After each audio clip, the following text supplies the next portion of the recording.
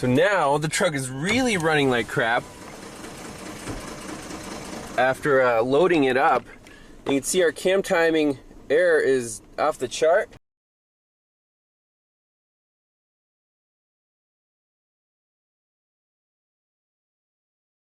Hi everyone, welcome back to Pine Hollow Auto Diagnostics.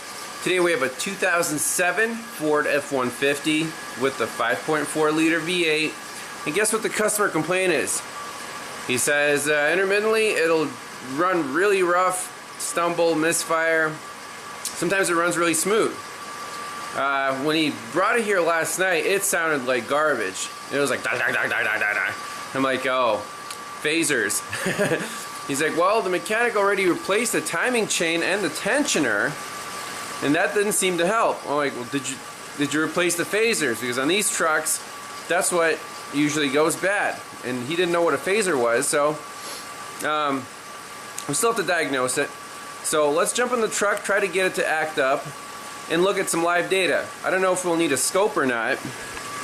Right now, in a cold start, it's running very smoothly. It runs like butter.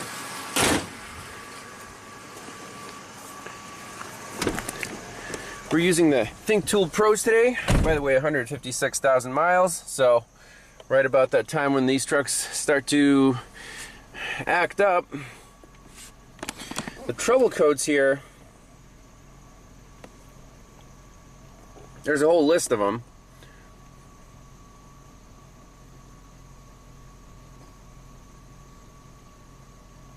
We have a P0012 intake camshaft position timing over retarded bank 1, P0022 camshaft position timing over advanced bank 2. The misfire detected at startup, catalyst system efficiency, the P1000, so we haven't run the full drive cycle yet, and oxygen sensor, bank 1, sensor 1 switching incorrectly, sensor indicates rich.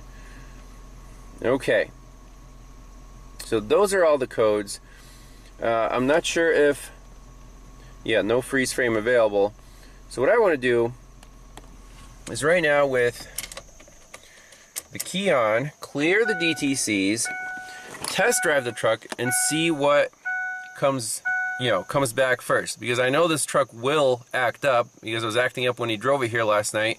I'm assuming when the engine oil gets hot, then the phasers don't do their thing. Maybe the lock pin doesn't engage, something like that.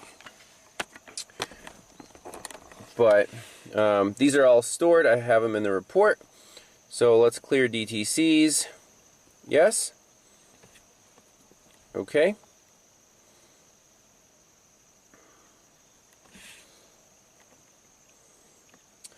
And now, read data stream.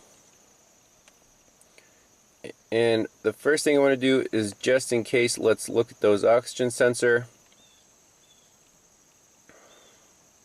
Okay, so pay attention to bank 1 sensor 1, bank 2 sensor 1.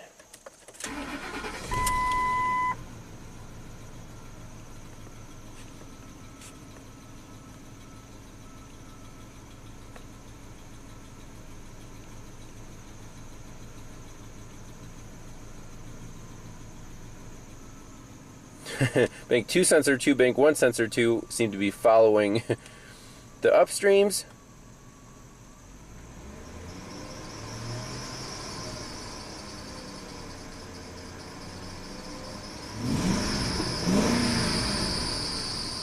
Squeaky belt.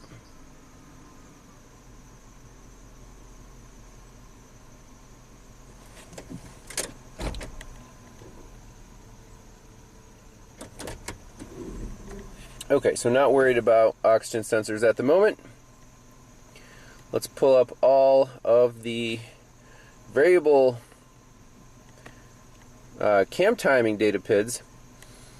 So we'll put in mass airflow just in case. Let's see, throttle position, percent, and then our variable cam timing 2 and status, and then variable cam timing 1 in status with the error. Okay. You see it says no error, and the error in degrees, you know, right now it's working fine, and it says closed loop. So let's drive it, try to make it act up. Alright, here we go. Light throttle, severe misfire or lack of boom, boom, boom, boom. Holy crap.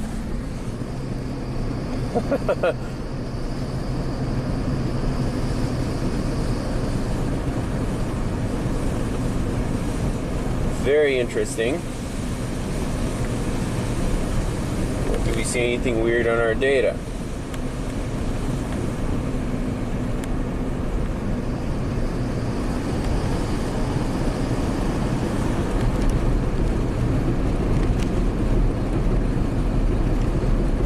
That's severe.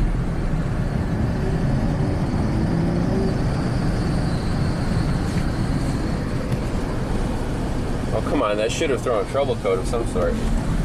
It's like limp home mode or something. Brake lights on now. Wow.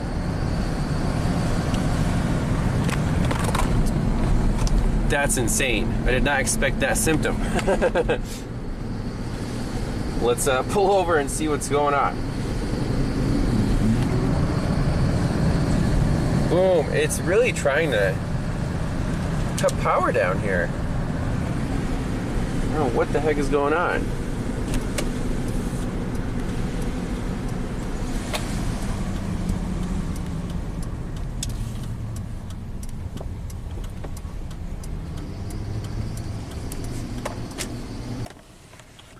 And we didn't really see huge errors on our cam timing. Okay?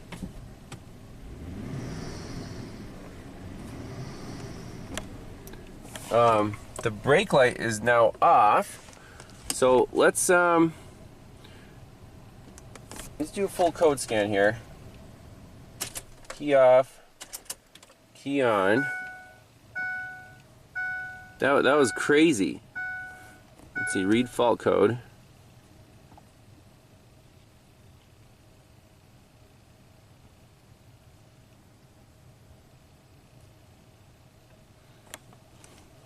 System 2 lean bank 1, System 2 lean bank 2. Okay, interesting. So was it a fuel shutoff? I mean, it felt like the whole truck was shutting off. And that was under light throttle.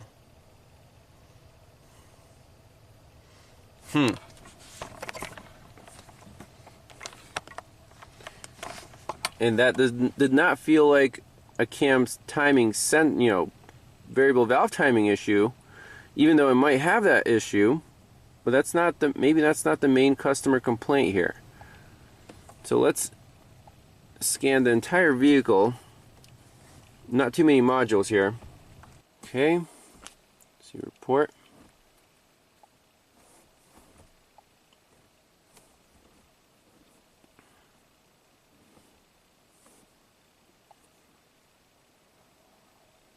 Truck is definitely not drivable in this state.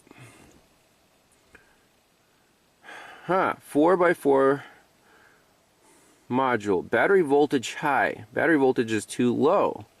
Battery voltage out of range. System 2 lean. System 2 lean. Battery voltage level is too low. Communication bus fault. So some battery voltage trouble codes here. And on the scanner we saw that little voltage indicator is going up to 15 volts. I think that's a little high. New alternator is installed, by the owner. I saw that under the hood. So let's just one more time. Let's clear out all the codes this time, not just the engine.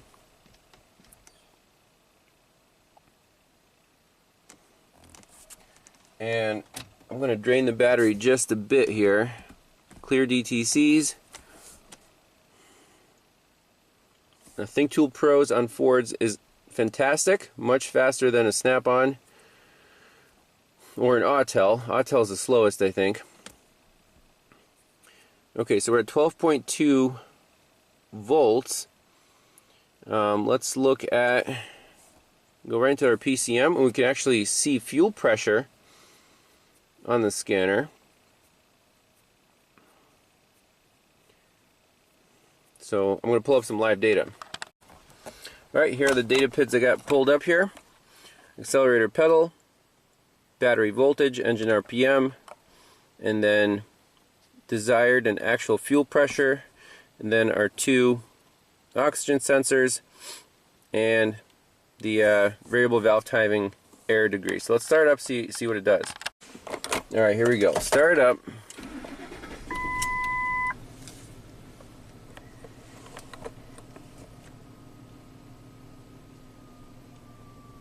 Everything seems to be okay, right? So I'm going to rev it up.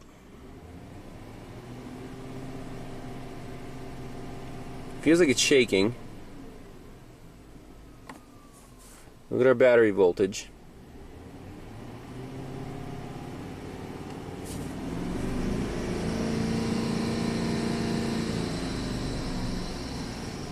Alright, let's go forward.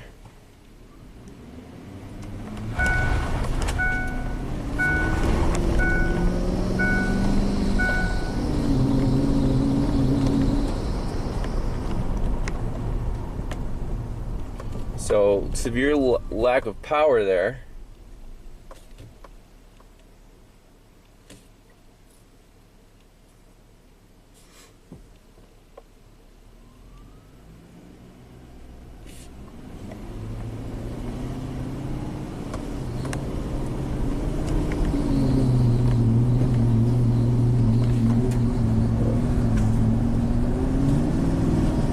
Wow. Did not want to get out of its own way.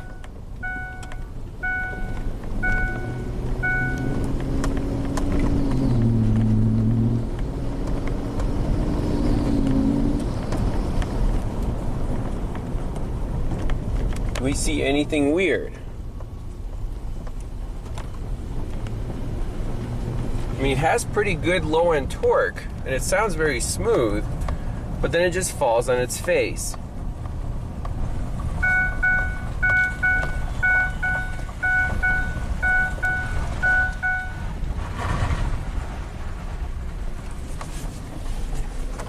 What if we just floor it, try to do a burnout? See what happens here.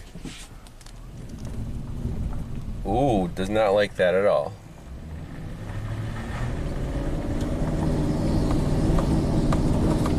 Is it constipated?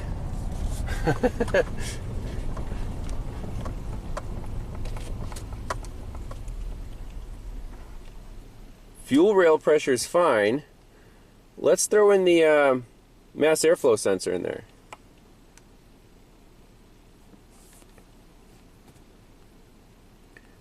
I bet this thing is clogged cats.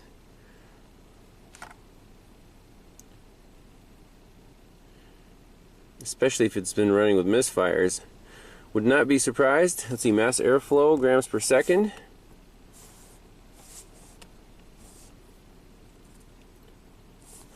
Graph that. And we're looking at mass airflow right there.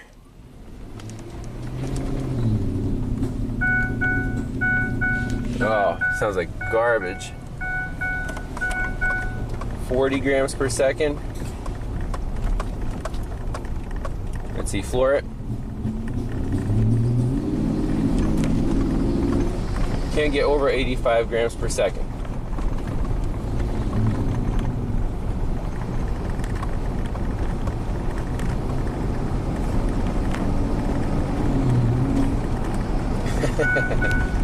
Okay. So volumetric efficiency here is in the toilet. So could be several problems. I think we might have to do a back pressure check on both sides of the engine. I mean, it sounds like both banks are dropping out. It's the whole truck is basically blah, you know. But But he still has the camshaft problem. I'm sure of it because it sounded really bad yesterday at idle when the guy pulled in. They like revved it up a little bit and smoothed out.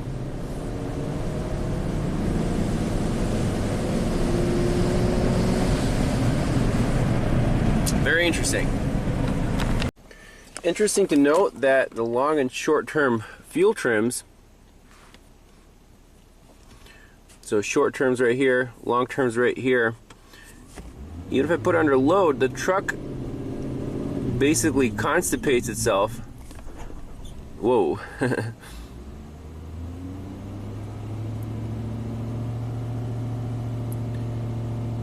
Long term on bank 1 seems to be high, 30%. On bank 2 is only 10%.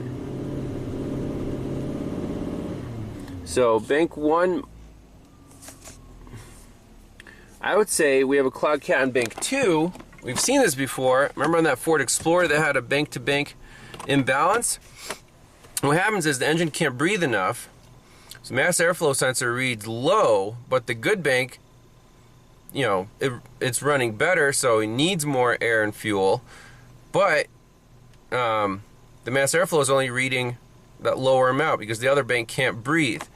So you end up having high fuel trims on the good bank.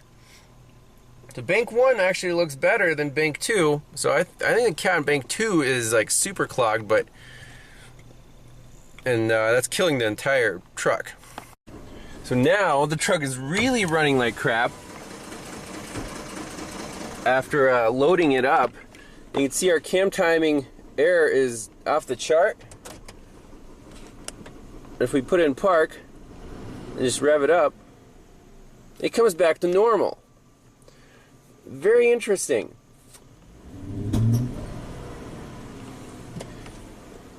So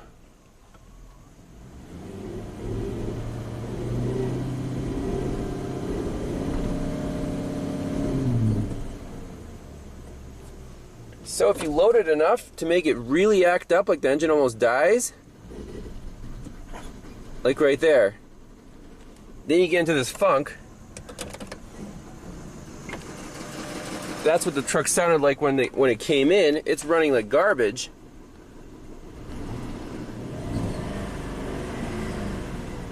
But then it comes back to life and it gets smooth.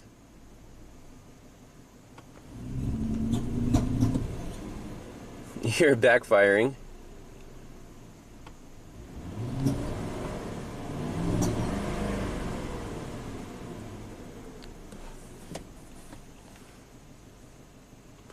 Again, long term on bank 1 is way higher than on bank 2. So we're suspecting a clogged cat on bank 2. This is really neat. Let's record this.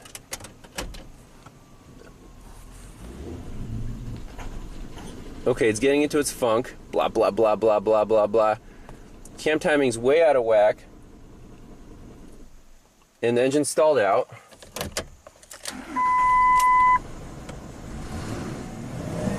Okay. Back to normal.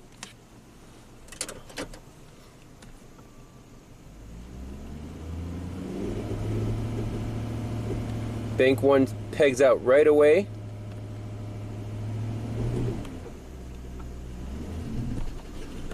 Right there. That is so cool. Cam timing.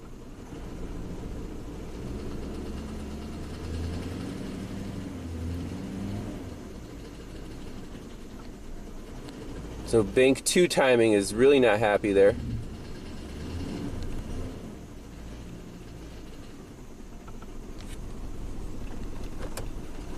Let's rev it up in neutral. And right back to where it's supposed to be. So in this case, I don't think there's anything wrong with these phasers. It's just getting to really bad funk. The engine's constipated, can't breathe, can't turn over, and then it just spazzes out. So it needs a bank 2 cat. That's my theory at this point. We'll do a back pressure check, see how bad both sides are. Maybe there's a third cat, you know, downstream. Really cool case study. By the way, after that funk, we do set the exact same codes, the 12, the 22. So over retarded bank 1, over advanced bank 2, system 2 lean bank 1, tooling bank 2, random misfire detected. All this stuff is due to a clogged cat. That's my theory at this point, and we're going to prove it.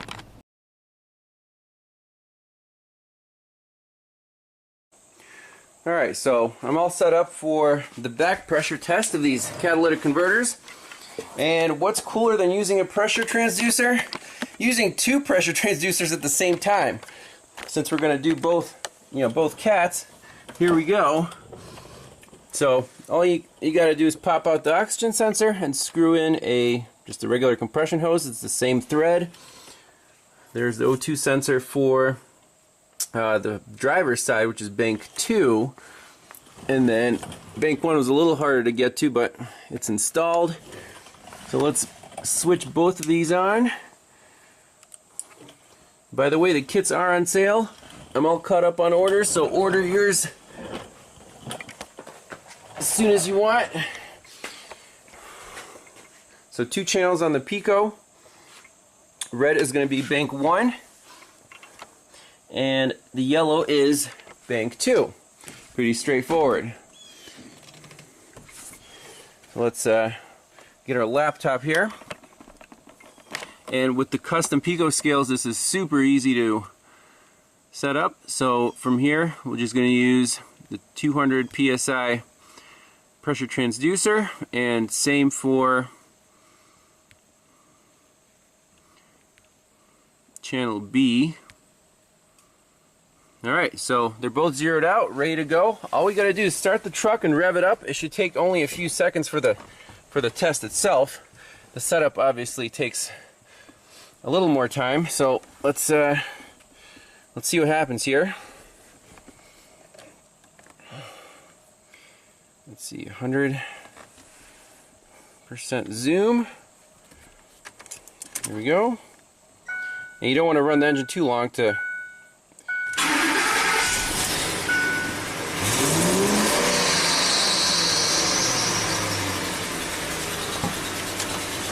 and we can even load it.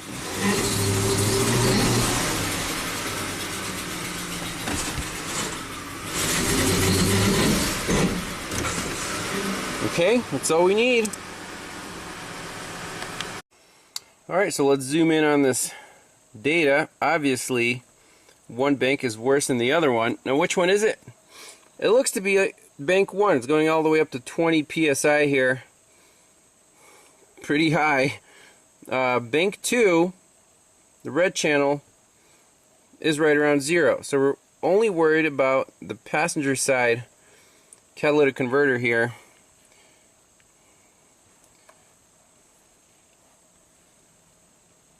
Here's where I was power braking it. Again, up to 10 psi there.